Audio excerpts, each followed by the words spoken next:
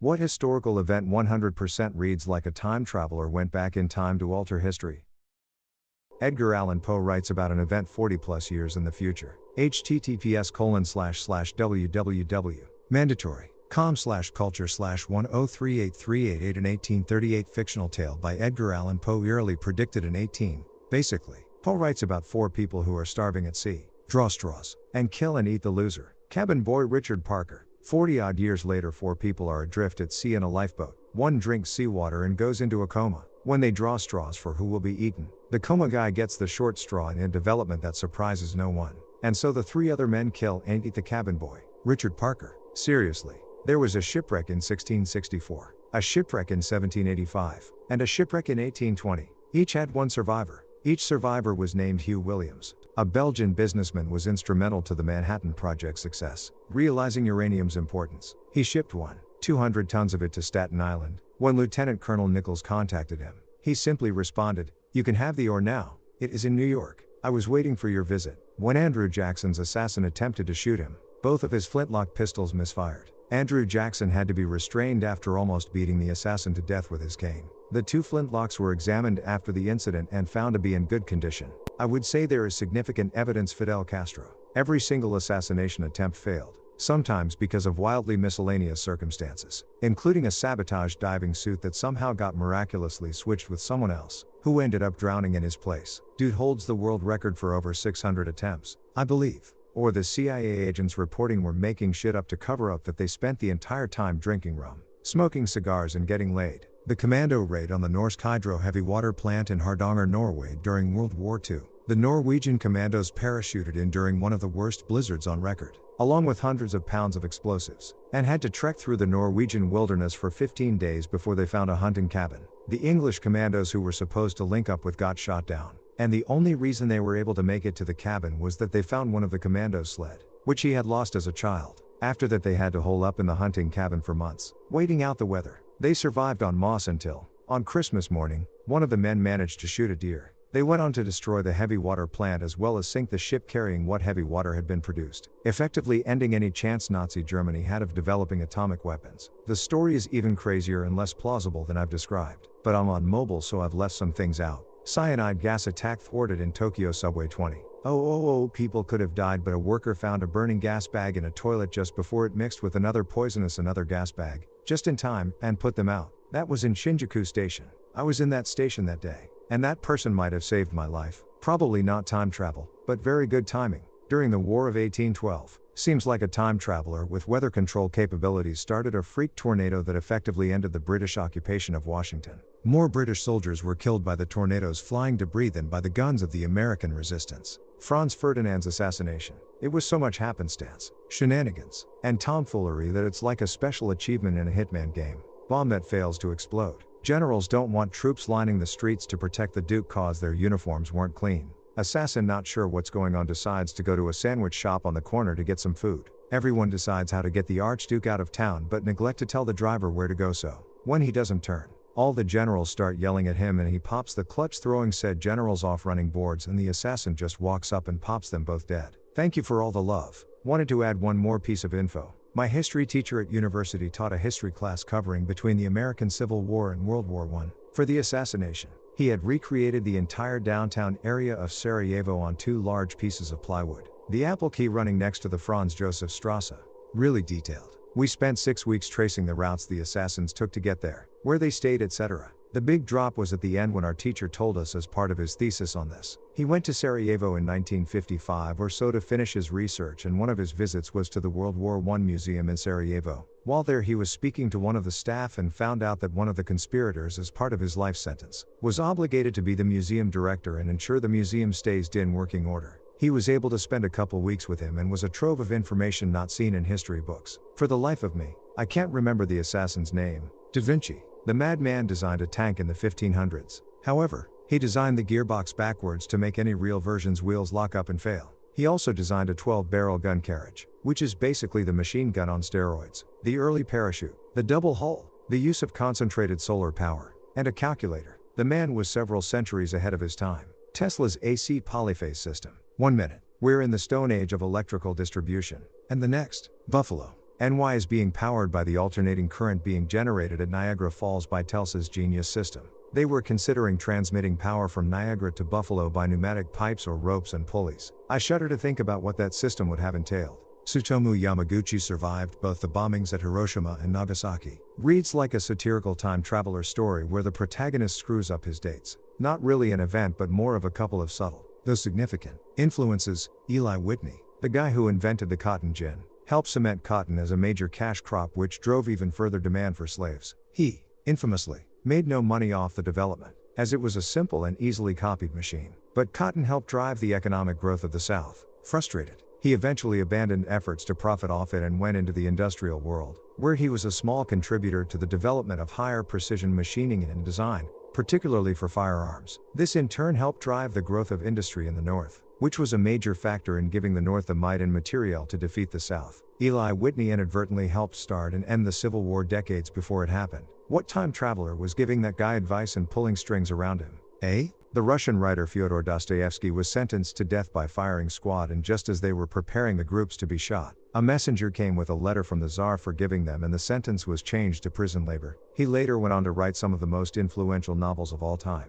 Fidel Castro's assassination attempts being dodged is so unrealistic, really, he dodged about 600, that it feels like a time traveler went back and foiled every single one of them. If the time traveler can control weather, the divine wind that stopped the Mongol invasion of Japan, Leonardo da Vinci, he could have been trying to get attention of other time travelers saying, hey, I'm stuck back here. If you read up on his life, you'll find there are so many times Adolf Hitler almost died, but somehow survived. That makes me think there was / a time traveler war going on. A faction trying to kill Hitler, because it's Hitler, and a faction preventing his death, because the guy who would replace him was even worse than Hitler. There have been at least 40 attempts to kill Hitler after he had risen to power. Sometimes they failed because the assailant couldn't get close enough, at least that's what they said afterwards. But a lot of them failed because of reasons that seem plausible if it happens once but begin to smell fishy when you look at all of them. Elzer's bomb went off as planned, but Hitler, who loved to hold speeches, had finished early that day. Tresco's bomb failed because at first he, as a high-ranking officer of the Wehrmacht, couldn't get his hands on anything that goes boom for months, and when he finally had some, the bomb didn't explode. Talk about German efficacy. Stauffenberg could have just shot the bastard. His attempt was part of a general upheaval after all, so his chances to survive that day would have been not that bad. But he planted a bomb because that went so well the last times, and so on. We will never know why, but somebody believed or even knew that a premature death of Hitler would have been even worse for the world than what we got. Or it was a wereaboo who wanted to see a tiger too. Who knows? Edit, I'm a bit surprised by the number of people who are trying to explain to me that I'm wrong. Like, dudes, I'm open for the idea that time traveling might not be real. Yet, my favorite failed attempt was when a Wehrmacht general was going to kill him with a suicide bomb. The general was in charge of a weapons depot, and Hitler was coming to inspect the equipment. The plan was to set the timer for a few minutes, then at the end of the tour grab Hitler in a bear hug and they'd both blow up. For some unknown reason Hitler was in a hurry. He sped through the tour in just a couple minutes, leaving before the bomb went off. The general had to run to the bathroom and race to disarm the bomb, saying he managed it with only seconds to spare. https://n Wikipedia org/wiki/Digby_Tatham Warder Digby and A Company managed to travel 8 miles in 7 hours while also taking prisoner 150 German soldiers including members of the SS. During the battle, Digby wore his maroon beret instead of a helmet and waved his umbrella while walking about the defenses despite heavy mortar fire. When the Germans started using tanks to cross the bridge, Digby led a bayonet charge against them wearing a bowler hat. He later disabled a German armored car with his umbrella, incapacitating the driver by shoving the umbrella through the car's observational slit and poking the driver in the eye. One greater than Digby then noticed the chaplain pinned down by enemy fire while trying to cross the street to get to injured soldiers. Digby got to him and said, "Don't worry about the bullets. I've got an umbrella." He then escorted the chaplain across the street under his umbrella. When he returned to the front line, one of his fellow officers said about his umbrella that thing won't do you any good. To which Digby replied, "Oh my goodness, Pat, but what if it rains?" 7. The American Civil War's first real battle was at Bull Run on land belonging to a Mr. McLean. After that he said, "Screw this. I'ma move to the country and avoid this fair." He moved to Appomattox Courthouse, VA, where Lee surrendered to Grant. In the McLean's living room, Mendeleev, who created the periodic table, was struggling to order the elements in a specific order/pattern. He then was able to order them like we see today after having a dream where all the elements fell into place, even leaving gaps for elements that hadn't yet been discovered. I know it's not exactly a major historical event, but it's been the foundation of science for over a century. But when I first heard, I thought it was a bit suspicious how it all fell into place. Edit. Whoa, this is literally probably my second comment ever, and it got to 3K upvotes at this moment in time. Thank you everyone. A book that predicted the sinking of the Titanic. Futility. The Wreck of the Titan. Futility might sound like Robertson was some kind of Nostradamus at first, but scrutinizing everything, it doesn't hold up. The route, passenger routes, as opposed to cargo routes, from England to NY, or Western Europe to Eastern US, was the most popular transit lanes of the day. If you were writing a story about an experience on a passenger ocean liner, that's the route you'd pick. The time of year, icebergs were a notorious hazard in the early spring. It wouldn't make sense to make it any other time of year because icebergs aren't a danger, or not nearly as much, outside of that time frame. The size and speed of the vessels, although it didn't exist when Futility was written. Ships that big that could travel at that speed was already the next big thing that is coming. The next step in ocean liner engineering was already being planned. It was just a matter of who could establish the infrastructure to build such a ship and when. Turbines already existed, and it was already in the imminent future that they'd be used in ship propulsion. The names Titan/Titanic. The world was in the midst of an industrial revolution, and using Titan/Titanic as a noun or adjective to describe something tremendously big and powerful was common in the parlance of the time. Ford, Rockefeller, and even Astor, who died on Titanic, were known as titans of industry. Was Futility a good book? Spoiler warning greater than I think it's worth reading. The futile part of Futility was how a man that considered himself and his whole life a failure embraced a moral obligation to be a paternal role model and a comfort to a child. He took on that role despite the child being a symbol of how much of a failure he was. He did so knowing the likelihood that neither of them would survive. It was futile, but he did it anyways. ! Less than the targeted demographic for sales of Futility was people of 1898 making choices and decisions. The intent of Futility was to show those people how decisions they make now could affect them in 10 to 15 years. So, it would make sense to use general engineering forecasts of what life, particularly an ocean liner, would be in 10 to 15 years as a background. Much like the ship Titanic wasn't the point of Cameron's movie, obviously the love story of Jack and Rose was the point. The point of Futility wasn't the Titan. It was the main character, Roland, doing the right thing even if the circumstances made it seem to be a futile effort. Stanislav Petrov was a Soviet lieutenant known as the man who saved the world. Tensions were rising between the Soviet Union and the United States. So on the 26th of September in 1983,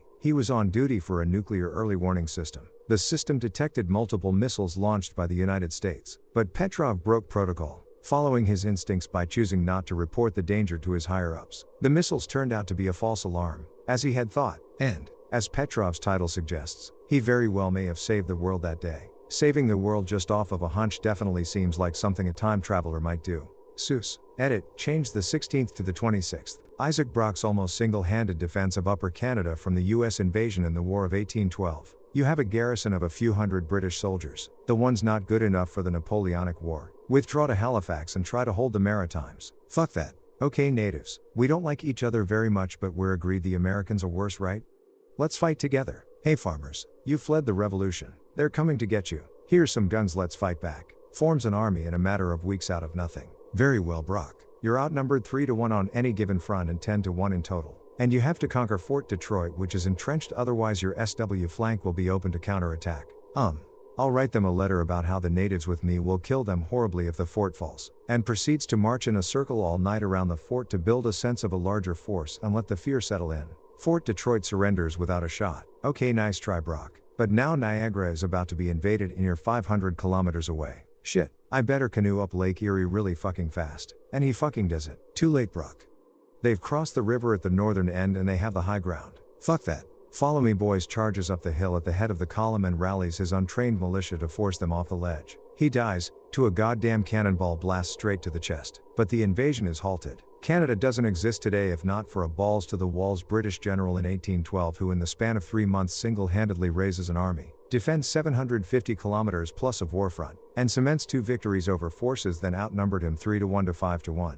The Germans spent a lot of time and money developing a magnetic sea mine that probably would have significantly reduced England's ability to stay in the war, except they dropped a single one of the mines accidentally on an English beach, and also failed to arm it so none of the booby traps were active, and the British basically found out straight away how it worked and were able to cheaply build magnetic minesweepers. The assassination of Archduke Franz Ferdinand. Somebody throws a grenade at his car, and it blows up behind him. That's the first incident of time travel, stopping the assassination. Later, as he goes back, The driver realizes that he's on the same route where the grenade was thrown, and they try to turn around. The whole procession of cars stalls, and a guy who just happened to be sitting there goes over and shoots him. That's a second time traveler, fixing what the first had done. Since the whole thing lit off World War I and led to the rise of Hitler and then World War II, I kind of wonder what Ferdinand would have started if he hadn't been killed. It must have been pretty bad for them to send a second time traveler to put Nazi Germany back into the timeline. Richard Lawrence tried to assassinate Andrew Jackson, but both of the pistols he attempted to fire at him misfired. Then Jackson proceeded to beat this fellow with his cane.